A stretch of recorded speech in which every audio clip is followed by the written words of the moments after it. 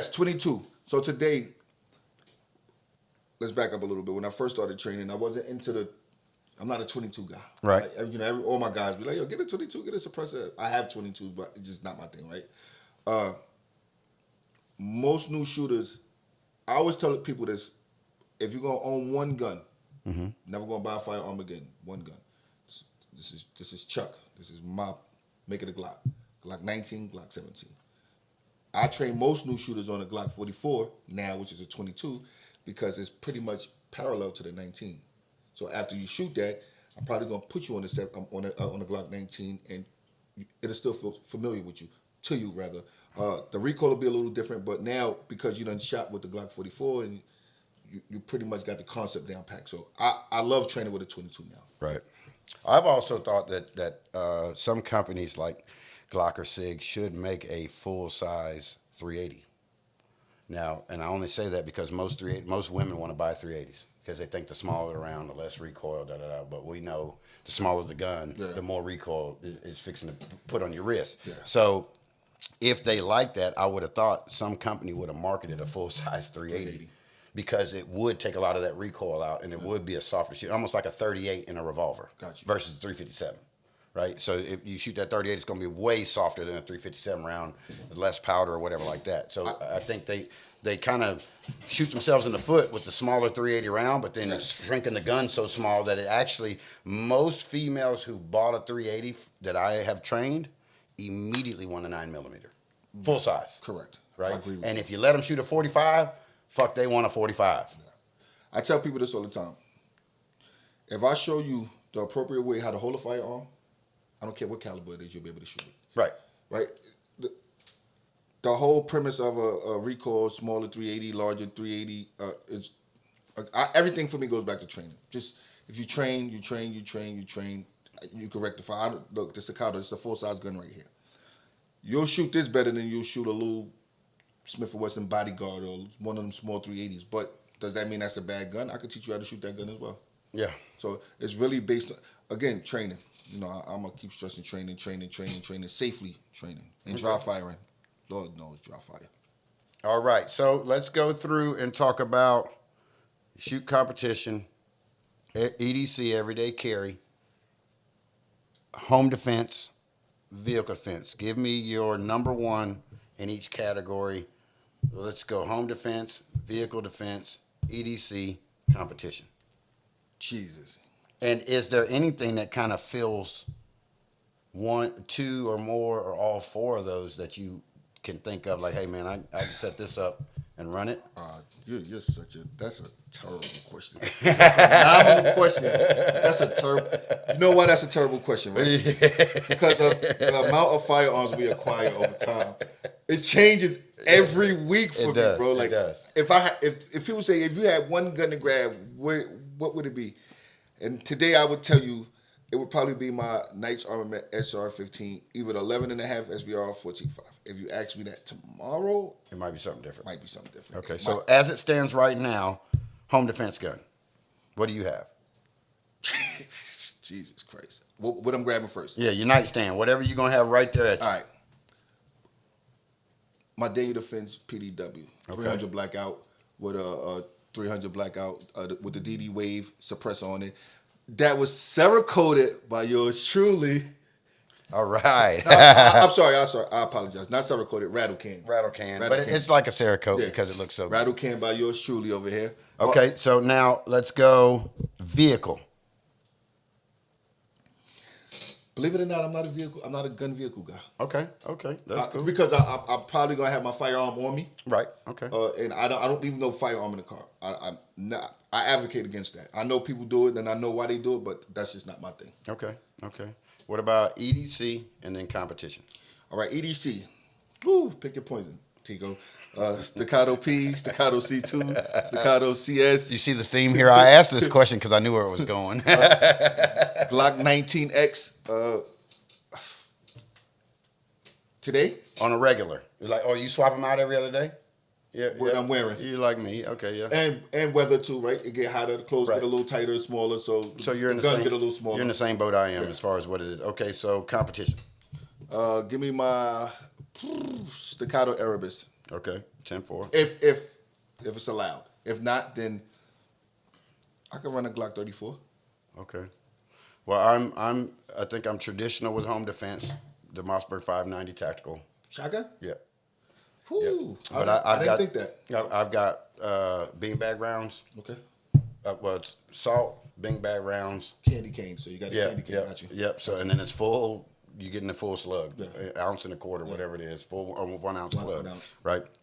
So, because my thought process in that, real quick on it before I go over to the vehicle, is I'm a big statistics guy.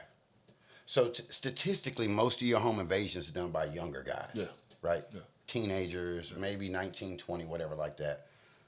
I'm really not trying to fuck them up. I know that they're in the innocence of their youth. I know they're not innocent at that point, but they're in the innocence of their youth. So I'd like to at least scare them with a couple of rounds. And then 2 beanbags and slugs. Now, I work the shotgun fast enough that I can get through 6 rounds, to get through 4 rounds to 5, 6, 7, 8 slugs in a matter of 3 seconds. So if it's at that point, they're all coming, right? So that's my theory on it. When it comes to vehicle, keep Glock 19 in the car, right? It's just something that, well, actually, that's not even a Glock 19 anymore. It's a dagger, PSA, cheap. I had Glock 19, $600. The dagger was like $299, right? So it's something that if somebody was to get into the car, I'm really not losing much. Question. Yep. Why? Why do... So here's why, and I'm going to tell you because I know you was going to get to that question because you said you don't see the reason for it. On days, because of my kids, on days where I have events with sports or the school or the church or something like that, I'll get dressed up knowing that I got in a gun-free zone, knowing I got it in the car. Because I'm going to have to take off what I got anyway on me before I walk into this place, right? So instead of me having to get all rigged up to get unrigged, I already got it in the car, so I can just get dressed, go, boom, go hit that event, whatever like that. Parking in a place that, I know, call me crazy, but I park in a place where I feel like that if it was something to happen like an active fucking shooter, that I can get to the car fast and go ahead and do what I need to do. Back to situational awareness. Genius. Right. Genius. So, I could give a fuck about a handicap ticket at that point, fire lane, I don't give a fuck. This car going right here because I don't know none of these other people in here. Right. So, and this is the perfect spot. Most times it's gun-free zones where people get fucked up bad. Yeah. Okay. So my thought process is being able to get to the vehicle, and the dagger. Of course, it's a cheap gun, but let me tell you something. I probably run 1,000, 1,500 rounds through that dagger, and I haven't had a hiccup yet. Let me ask you a question. You said this a couple times. I know what it means to you, but what does it mean to you when they say gun-free zone? Now, outside of a school, a precinct. No, listen. Because my gun go everywhere with me. Except for those spots. But now listen, and I'm going to tell you fuckers out there right now to the damn camera, if you got a no guns thing in there and you're not a government building or anything to that matter, bitch, my gun on me. The mall, the cell phone store that got the no gun shit on them, I don't give a fuck. That's a personal preference. You're not finna knock me down on that. Now the government can give me a fucking ticket or arrest me for this shit, but you can't do nothing but kick me. I don't give a fuck about this place, right? I give a fuck about my family and who I'm with. That's right. To the point where I don't care about your personal preference in this store. Now, other areas where I can get a charge, different scenario. Yeah, right? I wouldn't even patronize your store if you got that gun sticker on there. And I'm gonna be honest with you, I take my gun everywhere. Yeah. Just being honest. Again, outside of those government official school things, I'm with you. I don't care about your sticker. Yeah. I don't give a shit about it. I care about my life. I care about getting home to my kids. Right. Okay.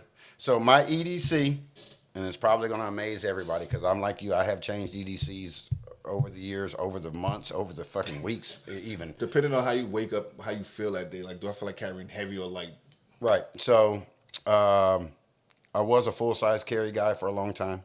Then I went to the compact, and then subcompact was pocket carry and little 22s and 380s in certain instances, and joggers and things like that.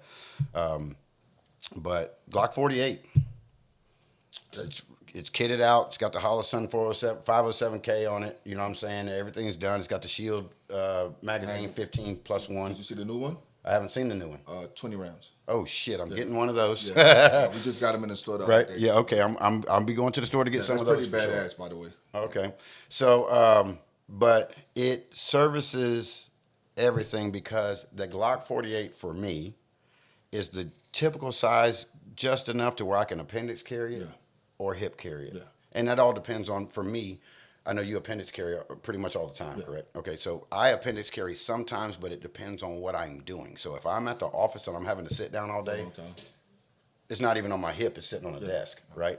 But if I'm standing up all day and stuff like that, I'll appendix carry, right? And I stand up for pretty much 8 hours a day. Right, so it makes sense. Yeah. Now, competition rig, it's a tough call. It's between my Staccato P. And it seems funny, but I got a Remington R1 match double stack 45. Yeah. Lights out. Yeah. That's what I started shooting competitions. Lights out. Yeah. You know what I'm saying? That was the first gun. My wife actually bought it for me for my birthday. I think it was like 8 years ago or 10 years ago, a while back, right? That was the first time I ever said, "Man, this gun shoots itself." Yeah. Like I felt like I wasn't even looking at the sights. I was just looking at the target, and it's just going crazy. So, and it's an old school gun. It's the first one that had a rail on it. You know, it wasn't even a 1913 rail. It's like almost like a proprietary rail, kind of like Glock. Like Glock, that was slit. Yeah, with the one little slit and stuff. So I had a lot of issue with lights that would work with it and all that stuff there if they wasn't moving around. So I just kept it bare. But that's a gun that runs like a scalded dog. The TS2, I've got the TS2, the CZ TS2. That it shoots itself, right? Along with the DWX we just picked up. So that makes sense. All right. Go ahead. I got a question for you. Yeah. Do you run your guns stock or are you upgrading them? So, funny you ask. I'm a mixture of both. So I have some guns that are straight stock, some guns that are slightly modified, and then some guns that are just full on Custom. You know, I got more in the customization than I have in the gun, right? And I think those were purpose-driven guns. Some of the stuff I just didn't get around to. So like right now, I mean, my catalog is so full that I'm only looking for like 2 guns, right? That's that Ruger S-FAR, which is that 308 in the AR-15 package. We got one in the store. You do? I'm going to pick it up. Anyway. I think we do. Okay. If we got one, it's already picked up, right? So that and a Smith & Wesson 629 competitor, right? And that's with the weights in it, and it's a revolver, all that stuff. 44 mag. I'm looking to get that. If you have it out there, let me know. I'll fucking buy it off of you. And he will buy it. I promise you. I'll buy it off of you. I promise you. Cash app, PayPal, Zelle, whatever you want. I need that pistol. Okay. But I think once I got to the point where I was like, fuck, man, I got so much that it doesn't service me to buy another gun. Yeah. Right? You got a lot.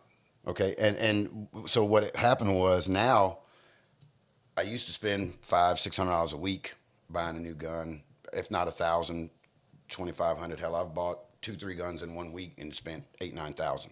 No problem. My fault. It's me.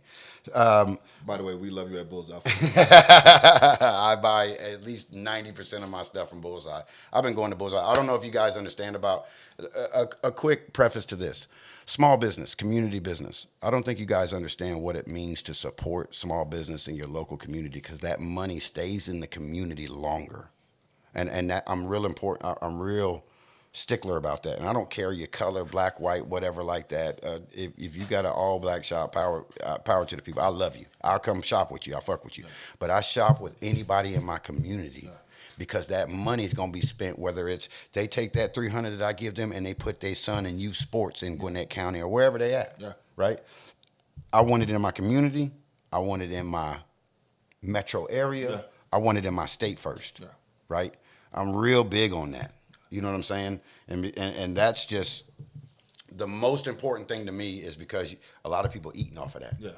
So I feel good with that. I would feel better coming spending money with y'all because I know I am friends with and adore everybody that's up there. We've made a relationship and a bond that I want my money to see them eat. Sometimes I know I can, and I'm dead ass about this. I know I can go online or go to Gun Broker or go somewhere else and get it cheaper. but I'll pay $100 over whatever I can get it, or 200 over That's whatever. me. You know what I'm saying? Because I rock with you. Yeah. You know what I'm saying? And I know this is going to feed families that I personally know, rather than me saving $200 to give somebody who's got some big giant box catalog. They're ordering 10,000 at a time, so they're really still making the 200. Yeah.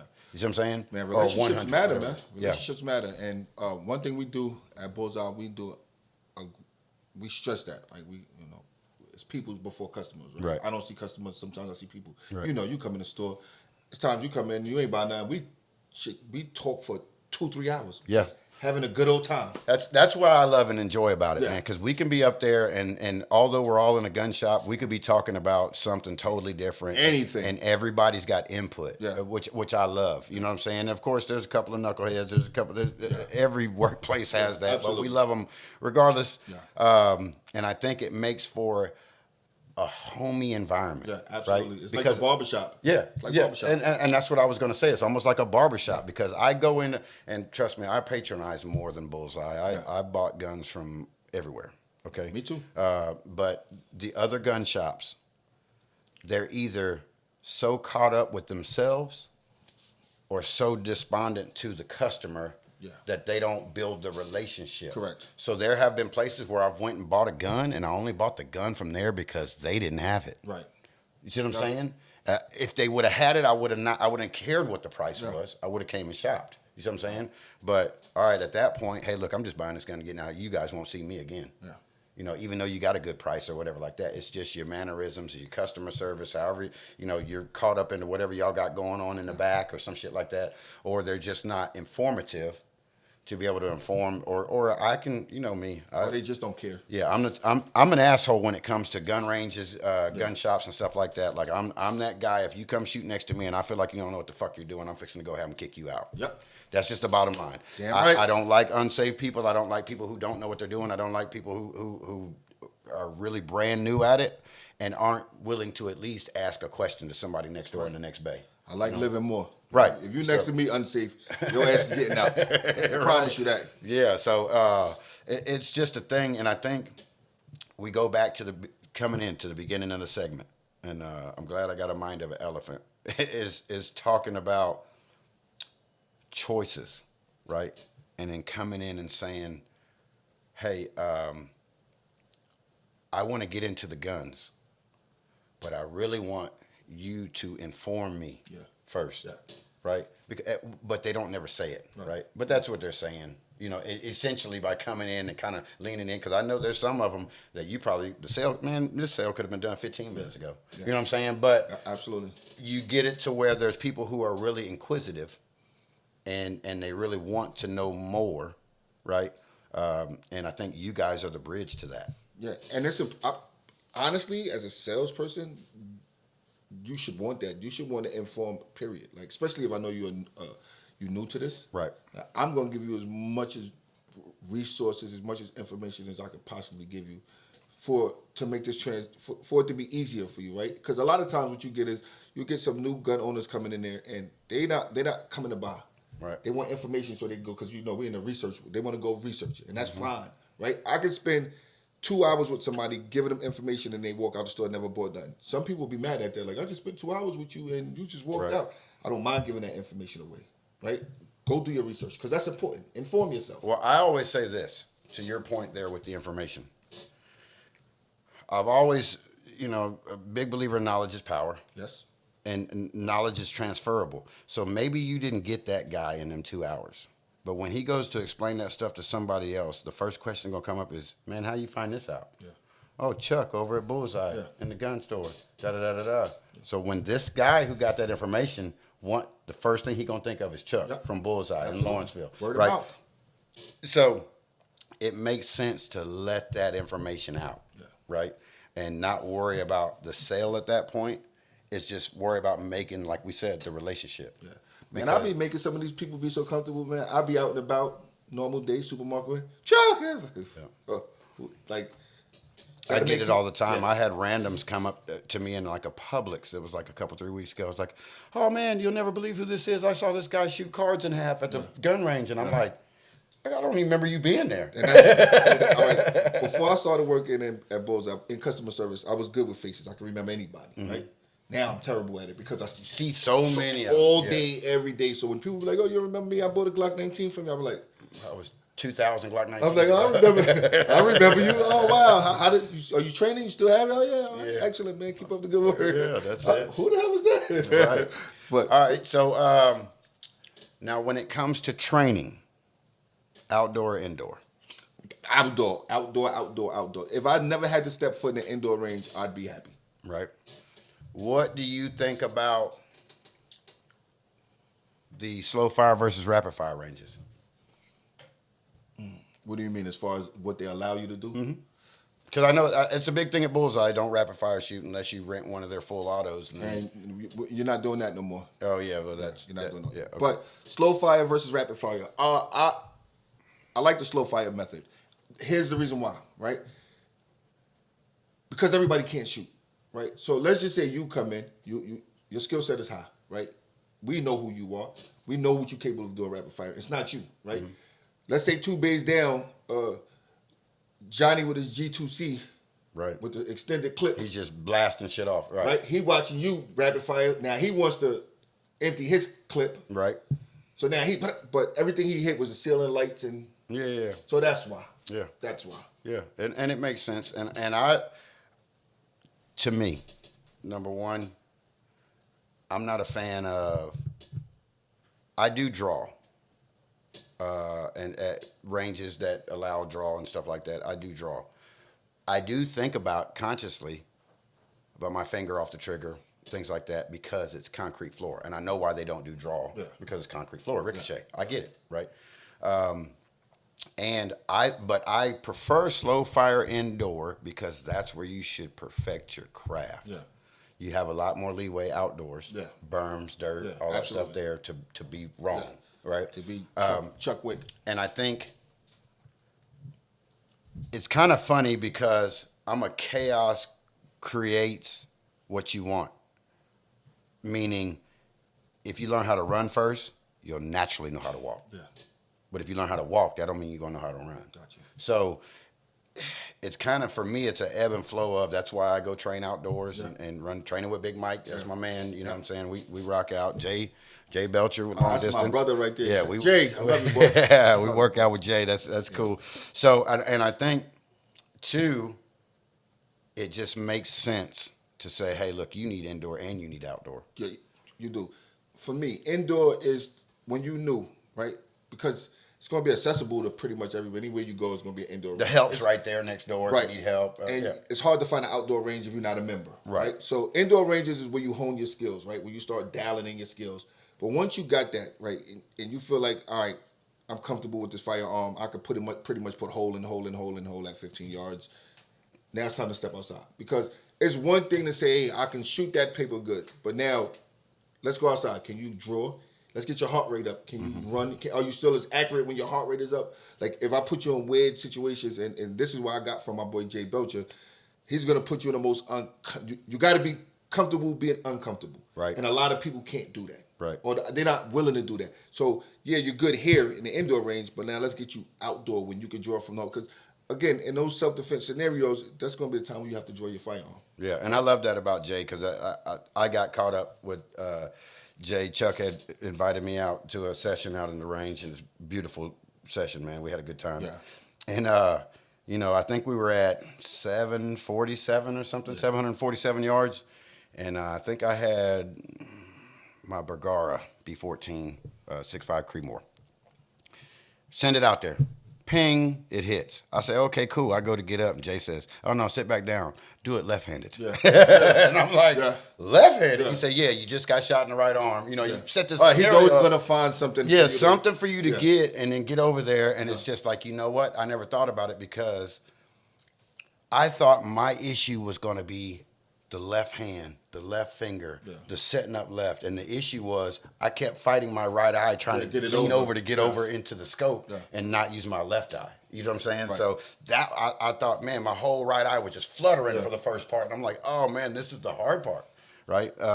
Which is nothing what I thought it was going to be. Yeah. So that was a crazy situation. But you got to be uncomfortable You got to be comfortable being uncomfortable. Right. Like I've seen it, man. And it made sense. So and you know, I used to train. I'm right-handed, so I used to train left hand, both hand, right-handed. You know what I'm saying? Different scenarios: hand to the chest, hand down to the side. You know, and then after that, I started training it more. Yeah. After Jay, and I started really Yeah. that eye flutter. Just I don't know what snapped. It just made me think, man, I really need to make sure I'm practicing left hand, right hand. You know, all this stuff here, because what does happen? Because normally, like in certain situations, normally. It's funny, but a majority of houses, the master bedroom's over on the right side.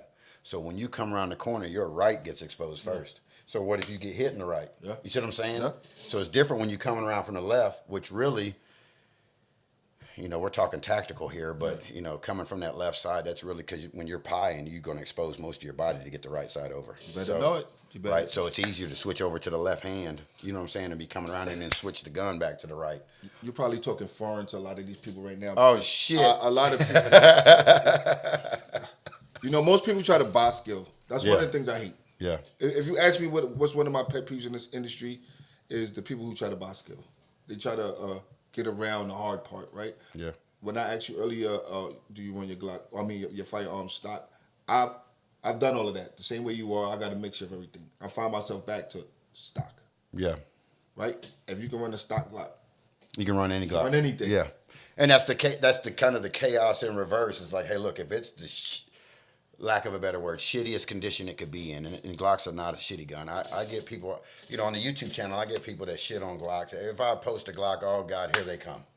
Here we got another Glock fanboy, and it's just like, for me, and it's a quick touch on it, in the website world, in the internet and all that shit, like I like to call it, man, fuck you guys, right? Because at the end of the day, I've got every Glock they made in 9mm, but I've got every SIG too, and I've got every CZ. So how do I be a fanboy of one when I got them all? You see what I'm saying? So like at the end of the day, I get what they're going at, but their perception is what I'm getting to. They only see what they want to see. Yeah, right?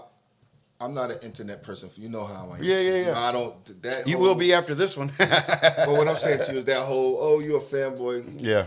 I don't, you know, at first, I'm going to tell you like this. In my journey of content creation and stuff, at first, I didn't get pissed off, but I would get, let's call it vernacularly pissed off. I wanted to talk that shit. Because that's what I'm ready to do. Right. I don't even want to fight. I don't want to get into no, but I just want to talk that shit. I want to get you pissed off. Right. Yeah. And then, you know, my wife used to get pissed off. Somebody said this, and then I just come back with some joke and just fucking cream them about it. Yeah. You know, like. Nothing wrong with Glocks, guys. Glocks work. Yeah. Well, I think. Listen, hold on. There's nothing wrong with Smith & Wessons. They work too. Find a tool that works for you, you use it. Yeah. Well, I think they just say, oh, the sights are shitty or the triggers, Yeah, they are. That's not designed to be the best. Listen, I buy a Glock. I did say I run them stock. I will say this. I'm taking them sights off. Right. Because 9 out of 10, for me, I'm putting a red dot on the gun anyway, so I need to suppress the high sights anyway. Something that's going to... Trijicon night sight? Yes. Yeah. Right. So, yeah, I'll definitely change the sights. That's it. But outside of that, run your Glock. While we're on the subject of sights, what do you prefer? So, of course, you know, sights have come a long way in the last, I would say, 10 years for sure. I use... True Glow has a popsicle. It's got the dash and the dot. Yeah. I got those on a few of my Glocks, but then, you know, they got the V-cut kind. They've got the triple dot, 3 dots. They got blacked out rears, dot up front. What do you prefer? 2 different things. If I'm indoor, Trijicon night sights. Okay. Right? But I don't want no... The rear has to be totally black. I don't want no fiber tritium in the rear at all, right? I just a green or orange dot up front. If I'm outside, fiber optic. Okay. That fiber optic punches outside. Yeah, it just pops outside. Absolutely. And I'm the same way with that. I think that fiber optic outside and the night sights inside. I think a lot of I'm pretty sure everything that I buy is night sight. Yeah. Or whether it's True Glow, Trijicon. I mean, I buy them all. It doesn't matter. So right? do you have your rear all black, or do you prefer dots? Most of my guns are all black rears. Okay. Some of them I haven't changed out just because I haven't got to it. But I had a class, I'm trying to think of the guy's name. It was a pistol class. But he got me off of looking at the dots. Yeah. So he was like this. He's like, listen, so he explained it to me like this. He's like, your eyes are a bunch of cones, circular cones, right? And that's how it looks and sees. So things that are circular, right, it kind of starts fuzzing back and forth. And I used to have a problem where I would focus in on that front sight, and then it would just boom, go to the target, and then boom, come back. So it started fucking with me, right? And he was like, listen, get a set of blacked out rears, and then instead of looking at the dot, look at the front corner of the sight. And the rear inside corner and the front outside corner. And you just focus on looking through that little space right there at those hard corners. And because they're not hard corners, aren't natural in nature, your eye picks it up and lines those two hard corners on it, and it's almost like you can look right through. And for me, it's like I see double vision. I see the sights up close. Now we're talking 10 yards in or more. Yeah. The sights are fuzzy for me. The picture is perfectly clear, but I can see through the gap in between the rear. That's why I normally use thin blade fronts. I'll get to that. Yeah. Thin blade fronts, because it makes it so much easier to get that gap. Yeah. And then once I've done it a couple of times, I can realize, of course, you want equal gap on each side. Yeah. Once I know what equal is, I don't need it no more. I can look right down this left side of the gun on my right side and know that it's going to be straight. That's experience. That's years of experience, bro. Yeah. You're talking at a high level now. Yeah. Well, I mean, that's what I always tell people too, because they ask me what I do if I front sight focus or whatever like that. Long distance, anything 25 and up, yep. Anything 15 and under, or really, I say 20 and up, yep. I think that little gray area is 15 to 20 for me. But 15 and in, I'm not even looking at the sights. I'm actually just looking dead at the target and just letting. For me, I know where in my eye line where the sights need to be. See, that's me, right? I'm front sight focused. Right. All the time, even all the way in? Okay. Yeah. But I'll be honest with you, it's so second nature for me to bring the platform up, and it's just right there for me. So it's like front sight, target, all in the same, pull the trigger. Well, I had a guy that told me, and it made sense, because like I said, I had been through NRA stuff and all that, and I can't think of this guy's name. Same guy. But he was like, I told him I was, point of aim, point of impact. I was trying to figure that out, because suppressor height sights versus high bore axis versus low bore axis, stuff like that. And I told him, I said, hey, my wish is I want to be the guy that I can snatch the Staccato or the Glock or the CZ or whatever, pick it up and be proficient. Yeah. Not saying, ooh, it's not a Glock. I'm really not used to it or whatever, or try to blame my inaccuracy. Yeah. Oh, it's the gun. Right. If I had a Glock, I'd be, you know what I mean? Like, okay, well, if all the mechanics are the same, it shouldn't matter what platform, right? Now you have to contend with suppressor height sights or high bore axis changes your point of aim, point of impact, right?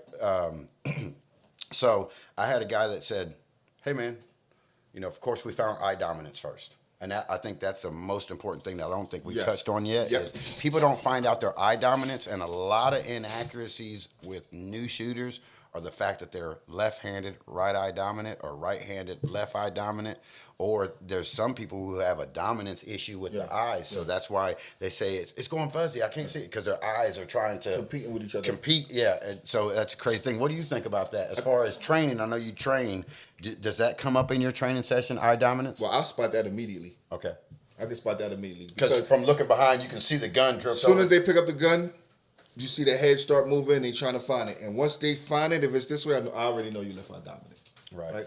I know a lot of people do the whole task they do to them, but it's easy for me to pick that up. Especially with working with novice people who are coming into it, because most people who are trained, so like my wife is left eye dominant, right-handed. So most people who have trained before, you'll see that they'll take it and cant the gun a little bit to get to that left eye, or they'll bring the gun up on the left side of their body, so it's already lined up with the left. So the new people will hunt the sights, right? You know what's crazy, bro? If you ask me right now, are you left eye dominant or right eye dominant? I shoot with both eyes open. I pull the platform up, it's right line in the middle. I don't have that. I used to, when I first used to start doing sessions, I used to have them start doing the homework. I would say, hey, look, before we even grab the gun, make a little circle, put it out there on the target on the head, and then look at it, and then close one in both eyes. Correct. And whatever one it disappears, that's your non-dominant eye, right? And then there was so many people that I was finding that, like, they had been with a session with me before, and we but trying to get them on paper, trying to get them sighted in and stuff like that. And then I found out after the fact, oh, shit, you left eye dominant. Okay, let's do this, change this. Perfect. I'm like, oh, man, I wasted 2 hours last time. You know what I mean? And I should have really done that to try to catch him. So it comes back to the guy, and he was like, listen, You're right eye dominant. You're right-handed. So if you point your hand out your finger, if you close your left eye, I guarantee your finger's pointing exactly where you were looking. And damn it, every time. Yeah. He's like, your body naturally is hand-eye coordinated. You fight it by thinking too much. Yeah. So he was like, so if you present the gun and you've already got your finger pointed out like this and you're looking dead at it, guess what? Pull the trigger. Yeah. You see what I'm saying? Because as long as you don't change anything getting into here, now if you go in the dips, okay, but as long as you don't change anything moving on the trigger, you should be able to still look down that knuckle, in theory, and still be hitting your target, right? So that's where I started forgetting about the sights. Yeah. And because he was like, hey, 15 and in, forget about the sights, let's do that. So we started training. Yeah. And I found out, oh shit, I can actually shoot point of aim. Yeah. Right? And at the target, or target focus, and still get the results. Not as much as I get them with front sight focus. Yeah. But well, combat effective. Pie plate. Yeah, Yeah, combat effective. You know, 8-inch pie plate at 15 yards. I'm sending 9 hollow point bullets. It's going to do its job. But right? the key word you said was you train yourself up to there. Yeah. You ain't just come outside and say, I'm going to just point shoot. I don't advocate point shooting. I know. Right. Listen, it's going to be a time maybe somebody 3 yards, you might have to. I get it. But I want to see my front sight. Well, and I'm with you on that. I'm with you. I think people should train enough to get to point shooting. Yeah. Because unfortunately, most violent acts, robbery, shit like that, some of them happen during the day, but most of them are evening, nighttime. Yeah. Right? And I'll be damned if you get accosted in the middle of the night, you basically don't have to fucking point shoot. You're damn right.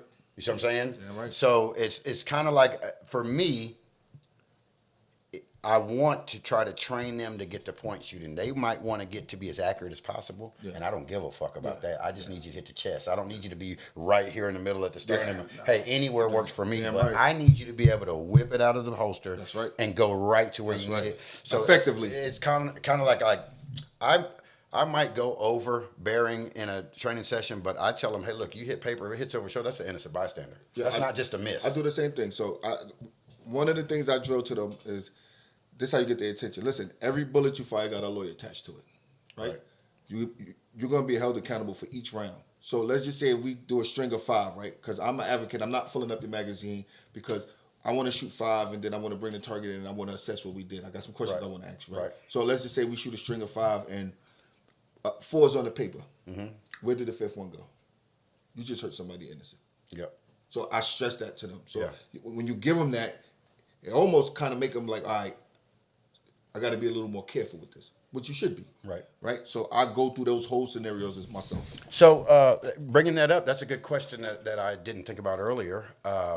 So when I'm in an instructor's situation, I start in and go out.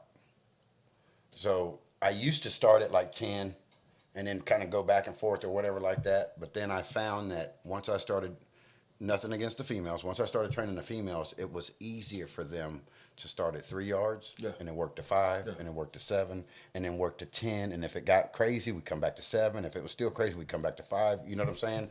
Whereas, where do you start and what do you think is a good training distance to say, hey, I've trained with Chuck, plug, and you've sent them on a mission to do homework. What is the distance that you're going to tell them to go do their homework at? Would you rather, and I think this is a plausible or hypothetical question, would you rather them train at a shorter distance without you, at the distance you were training at, without instruction, or just let them do whatever they want to do? 5 yards. Yeah. And I'm staying there with you. Here's the thing. I like 5 yards, just to tell you right before you start. I love 5 yards. That's especially with new shooters, right? And the reason why is because I can build consistency there, right? So let's just say you're a new shooter, you got the target out at 5 yards, all right? You seeing results instantly, right? It's result driven, so it kind of hones your skill. And people take the target out 15 yards, bring the target back in, you got 5 holes all over the place. How do you correct that? Yeah, you can't. Right? I don't know what you did wrong, right? You did nothing consistently. So how do I correct that? You got a shot here, a shot here. Now, if at 5 yards, let's say you aim into the mask and you to the left of it, but all 5 of your shots is touching. I can fix that. Right. Either you anticipating, you healing, you gripping the gun wrong. I can move that over. But that feedback is instantaneous. That's right. I can see it but right at now. 15 yards, you can't even see the You impact. gotta draw it back to see. Correct. And that was my thought too. If I have to draw it in to see what you did, right. Boy, me and you both fucking up. Right. You know what I'm saying? But now let's say we did bring the target in after 15 yards, and like I said, it looks like somebody hit it with a double lock buck, right? Mm-hmm. Shots all over the place. As an instructor, what do you tell them? What's the feedback? How do you correct that? Because you don't know if they was anticipating recoil, so it's just harder for me at 15 yards to be like, all right, I know how to correct this. At 5 yards, most of the time, if they shots is all over the place, you know you got some work to do. You got some serious But at work 5 yards, if they kind of outside the target area, I can fix that quick. Right. Yeah.